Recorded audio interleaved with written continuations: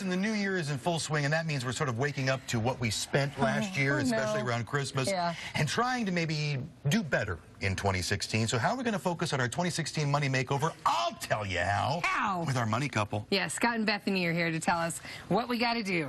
Well, Happy New Year. Happy New Year. We do have three things. Yep. So the first point is understand it's okay to have a new perspective about 2016. Whose phone is that?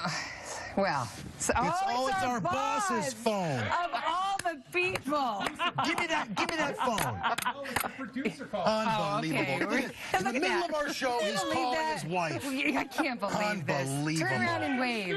We're quiet in the studio. I apologize. So much professional. That's right. I'm just really glad it wasn't mine. I was like, is it mine sitting on the chair? Oh, no. We're not starting a 16 like this, are we? No more issues like last year. Right. Anywho, so back to number one. Number one. Yes. It's okay to have a new perspective about money in 2016. Okay. We had a huge wake-up call because over the Christmas, New Year's holiday, we went and looked at 3 colleges for my son. We went and looked at USC, Pepperdine, and then we got all the information on the Ohio State. USC was 67 grand a year, and Pepperdine was around 48.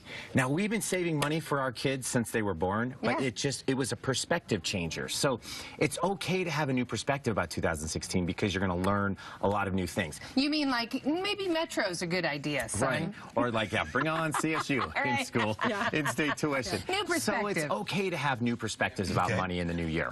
Got it. The second one is learn from the past. You can learn from the good things that you've done, but also from the mistakes that you've made. So mistakes, maybe you got in too much debt, maybe you got a car, whatever. Don't do that again. But also celebrate the successes. Maybe you got out of debt in this last year. Right. You celebrate that, learn from that, and carry on. Let's say on the mistake side, let's say that you had a secret credit card and you got caught. That is not good. So you want to make sure that you learn from that and don't do it again. Why does she keep looking at me? You told me I could have that card. That's right. Remember you had me shred them about 2 months ago? That's right. Yeah. Okay, the last point is that really set obtainable goals. And we are so bad about this in general.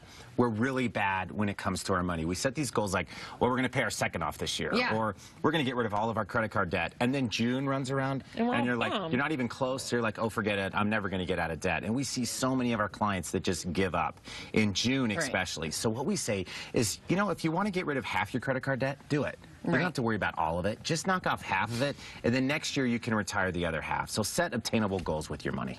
Don't put the pressure on yourself. Makes sense. And now is the time to really do this. And not find yourself in July thinking, forget about it. Exactly. And you probably have to inform everybody in the house that that's what's going down, right? Yes, this is the plan. you Make sure can't do that it you on have your good communication amongst all your family members, whatever your goals are. Great advice. Super important. Here's my advice, because this is a short conversation. I suggest you really, study up with a wonderful book. In fact, they have a number of books. Money Couple's website, themoneycouple.com, a bunch of different information, including how you can order their book. There's a book specific for your kids and money and for couples. I love these books. They've taught me a lot. So go to the website, themoneycouple.com, and do yourself a favor. Cool stuff. Also, if you need a teenager to do chores around the house to make extra money for Pepperdine. Right. You can also reach them on their website, themoneycouple.com. They got to earn $67,000 in the next 4 years. Get to working.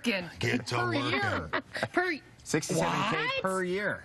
Oh, okay. Well, if you guys couldn't do it, how can we do it? You know what? That means you're not going to Pepperdine, you're going to Pepperidge Farm. Much cheaper.